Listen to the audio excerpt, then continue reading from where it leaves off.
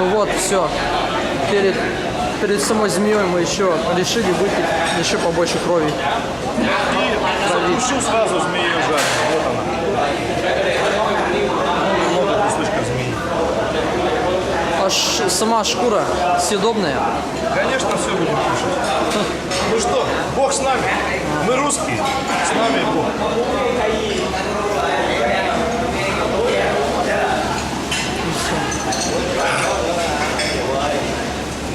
Самое большое содержание протеина это в крови змеи. Я это сделал.